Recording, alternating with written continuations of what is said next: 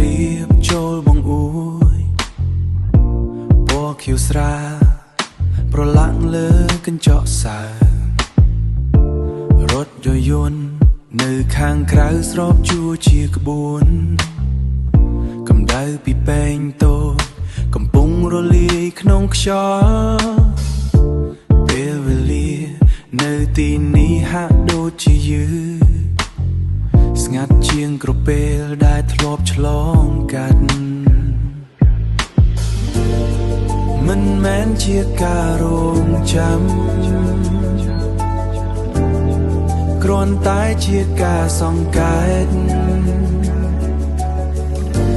មើលស្រមោលផ្លាំងបដូរ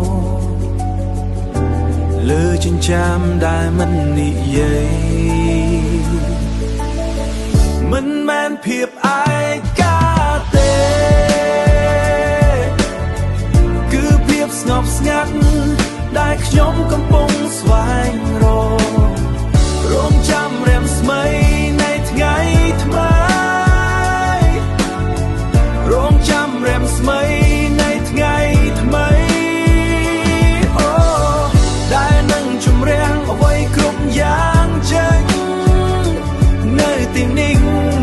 អ្វីនៅតែបន្តផ្លូវដែលគ្មានឈ្មោះ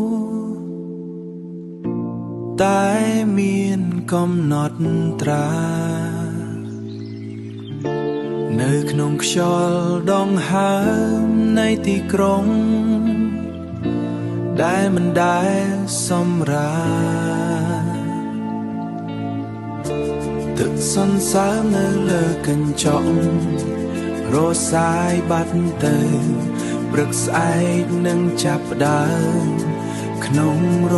បៀបថ្មី